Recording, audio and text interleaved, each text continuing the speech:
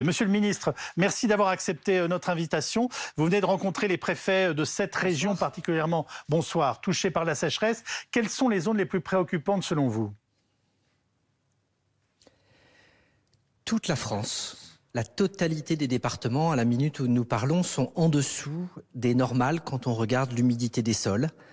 On a les 2/3 des débits d'étiage qui sont inférieurs à la normale. On a même 1/5 des rivières qui sont en dessous de la moyenne de la décennale sèche.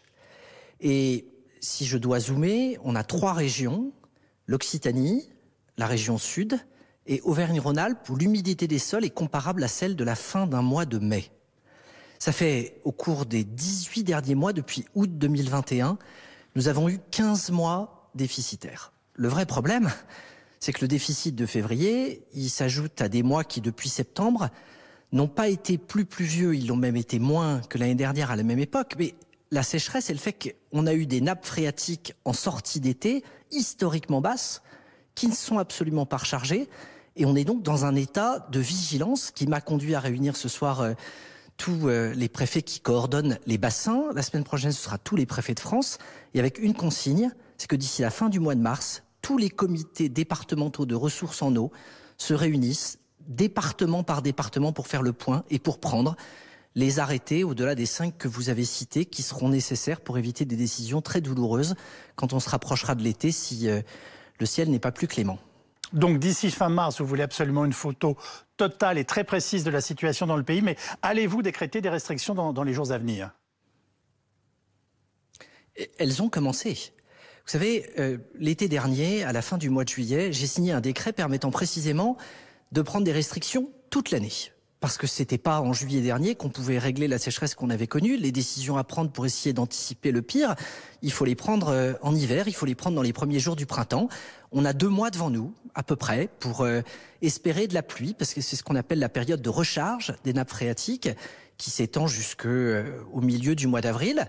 Mais ne pas prendre de mesures de restriction aujourd'hui, quand on voit l'état des nappes, quand on voit l'état des cours d'eau, ce serait totalement irresponsable. Donc j'ai demandé au préfet de ne pas avoir la main qui tremble et département par département de prendre les mesures qui s'imposent, pas de surréaction, mais des actions qui permettent d'éviter, je le redis, qu'à l'approche de l'été, on soit dans des conflits d'usage tels que ça devienne un problème. Donc cette réunion avec les préfets va se traduire par des décisions dans les jours à venir très précises et localisées, je vous ai bien compris.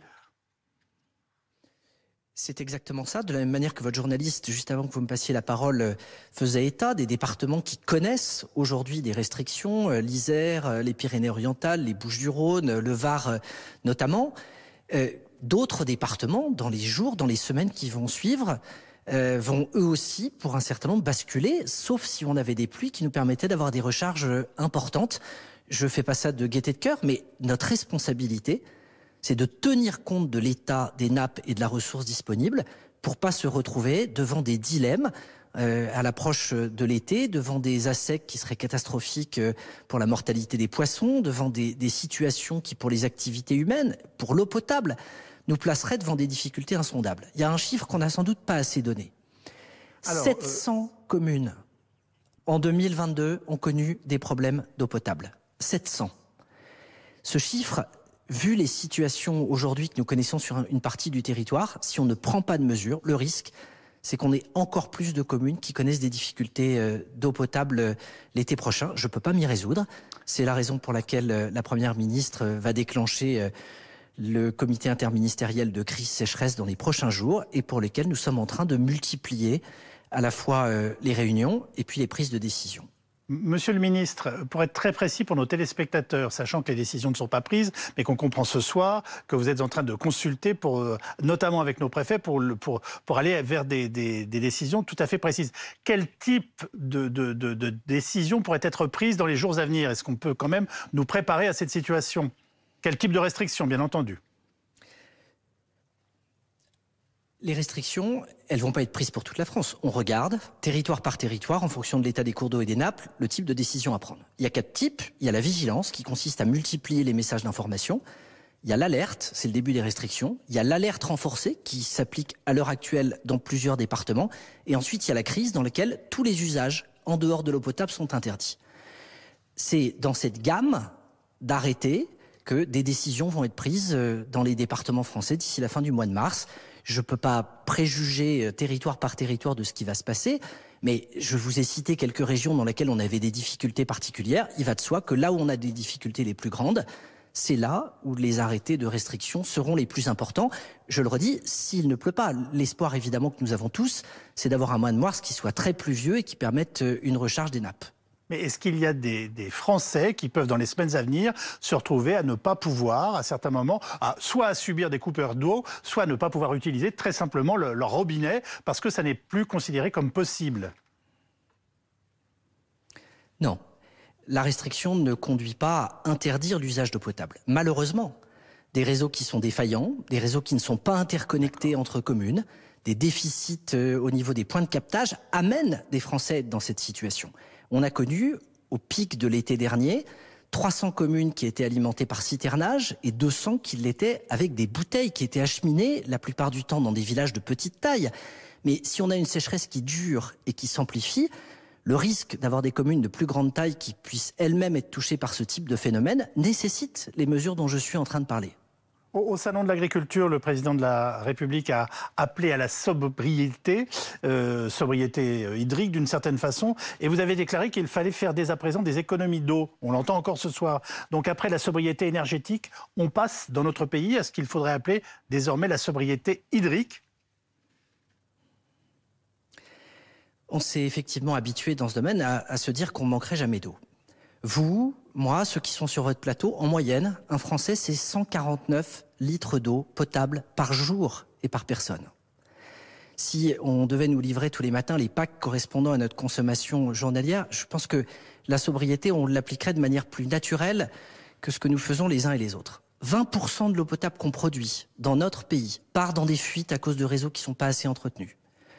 On traite les eaux usées et on les réutilise pas, moins de 1%, alors que les Italiens en réutilisent 10%, les Espagnols près de 20%, et dans d'autres pays, ça va même au-delà de 50%. On a de l'eau de pluie qu'on n'utilise pas, on met de l'eau potable dans nos toilettes, parce qu'on a aujourd'hui des décrets qui empêchent que l'eau grise puisse alimenter en double circuit des choses de ce type. Donc on a plein de leviers pour lutter contre des formes de gaspillage d'eau, parce qu'on s'est habitué à une forme d'abondance, et on a une sobriété, à la fois évidemment au niveau individuel, mais également pour les usages industriels et agricoles.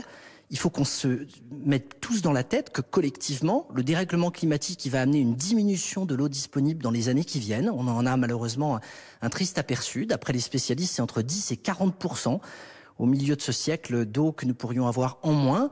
Donc ça veut dire des évolutions vers des pratiques qui soient aussi plus vertueuses, parce qu'on a besoin d'une agriculture pour se nourrir. Elle a besoin d'eau. Mais si on n'a pas plus d'eau, ce ne sera pas des décisions gouvernementales qui la créeront. Alors, ce sera ma dernière question. Comment allez-vous accompagner nos agriculteurs dans les jours qui viennent, notamment dans leur accès à l'eau? Dès demain matin, j'aurai l'occasion assez tôt d'être au Salon de l'Agriculture avec une partie d'entre eux. Ça fait évidemment partie des sujets sur lesquels il faut qu'on arrive à trouver des solutions. Il n'y a pas d'alternative à moyen terme que la sobriété, que d'aller vers des usages qui nécessitent moins d'eau compte tenu de l'évolution du climat. Et entre les deux, il y a les innovations, il y a l'irrigation au goutte à goutte, il peut y avoir des solutions temporaires avec des retenues, mais en étant sur une pente globale de sobriété. Quand sera connu très exactement le plan national pour l'eau qui a été annoncé fin janvier ? Il le sera dans le courant du mois de mars. On en est sur les ultimes arbitrages et évidemment la situation actuelle conduit à faire évoluer une ou deux mesures. Merci beaucoup Christophe Béchu d'avoir pris la parole ce soir sur BFM TV.